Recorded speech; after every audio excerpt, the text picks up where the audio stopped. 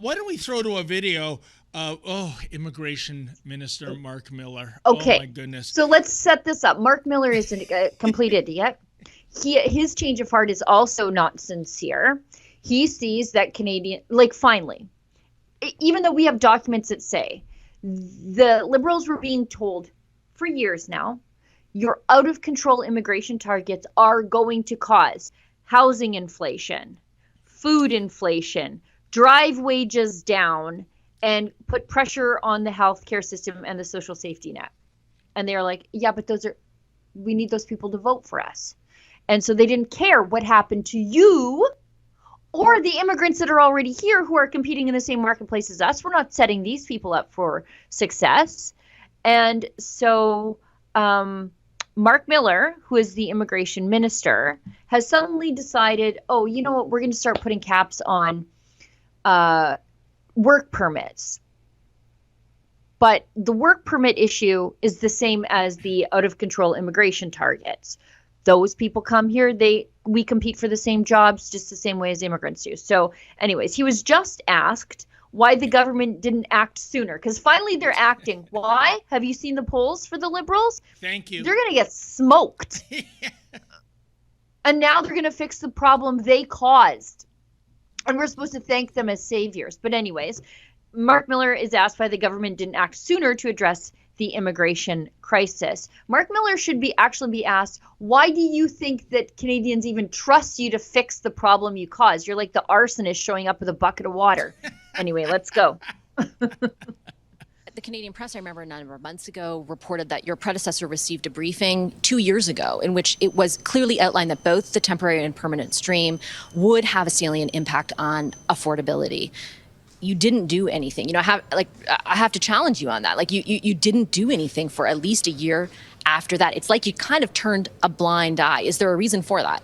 Well, look, I've read those memos assiduously pretty much every day. We expect the public service to give us pros, cons of what impacts any measure that we take could generate. Those are risks that we take, and I think Canadians should see them and judge us for them.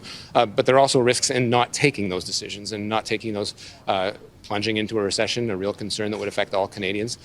Currently now with rising interest rates, it's obvious that we do have to make a number of adjustments that economists are looking at and expecting us to make in terms of changes. But sort of picking and choosing little things out of memos that you hear from the public service, I don't think is a necessarily helpful exercise. We expect the best advice from public servants. That's advice that was given in a memo, but they've also given us advice of the risks in not taking those measures as well. And so your assessment at the time was don't take any measures and let affordability become an issue? Well, not at all. I mean, I think we've acted quite aggressively on affordability. I mean, if we didn't have... Canadians don't feel that at all. Well, look, we certainly hear at the doors from Canadians what they're feeling. I bet you are. Obviously, Canadians look to governments to be responsible for decisions that have been taken. There's also a risk in not taking those decisions. If we had a labour market that was contracted in a recession, I think if you're looking at revisionist history, we could have gone through one, even two recessions, and I don't think Canadians would have wanted that either. Sheila, that view of Marc Miller from the side, is it just me, or does that persona remind you of someone? Yeah, I'm thinking of Archie from Riverdale. All that's missing is the X and O marking on the side of his head. But nevertheless, it's funny, again, much like Zuckerberg, how people on the left are having these come to Jesus conservative moments. Mugged by reality. Yeah. Mugged by reality. Well, yeah. They see it's a sinking ship. October of next year, I know it sounds like an eternity away, it kind of is, but it'll be here before you know it. And suddenly it's a course correction. They're reversing their policies. It's just like Trudeau a few days ago when he was announcing tariffs on Chinese-made EV vehicles. And very Trumpy. Very Trumpy policy. Trump, nothing. Lincoln Jay and I earlier this month went to Hamilton for a Polyev press conference, and this was even some of the numbers were exactly the same. I mean, and you know what? You're to compare it to what's happening in America. Kamala Harris, all of a sudden, she wants to build a wall. All of a sudden, she's not into EV mandates. All of a sudden, after sponsoring a bill for EV mandates, she sponsored a bill for EV mandates, and now she's like, heck, that's a bad idea. Why would we ever do that? Yeah, and she's pro-fracking and anti-taxing tips for those in the hospitality industry, even though she was the tie-breaking vote for the Senate to put forth that IRS measurement. And Sheila, I find it rich when she says, well, over the years I've had a change of heart. I'm calling bullshit on that, and I'll tell you why. If someone is, say, 19 years old, and by the time they're 40 and they've had some 180s in their political thinking, I accept that. Especially when it was Sir Winston Churchill that said, if you're not a liberal when you're 20, you have no heart. If you're not a conservative by the time you're 40, you have no brain.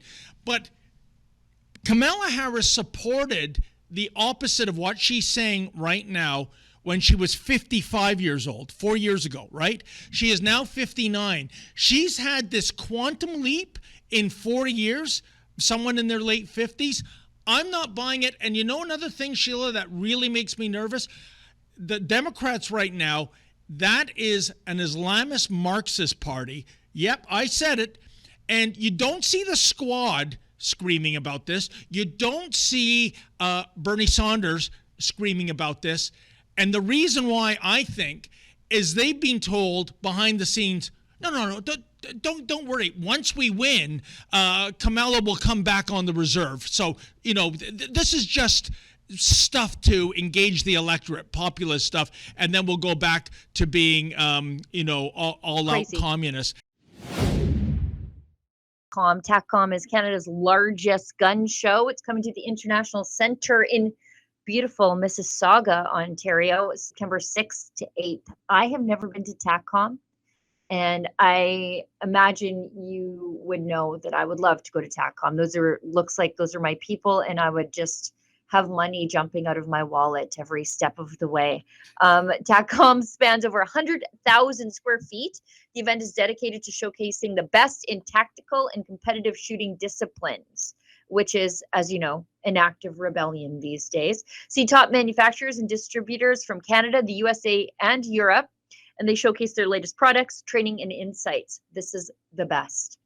A new feature this year is the cash and carry deals on firearms and ammunition, allowing visitors to purchase directly at the show, of course, provided they have a valid license. Last year's event drew over 14,500 guests, with all the major brands represented. TACCOM 2024 promises to be even bigger. And go in an act of rebellion against this federal government. For tickets and showtimes, visit TACCOMcanada.com. Well, two things about that TACCOM ad, Sheila. Do you think maybe for the soy set, we should run a disclaimer before we play that ad next time? We don't have a soy set here. It's fine. We don't have to worry about that. Toxic masculinity ahead. And I can tell you this.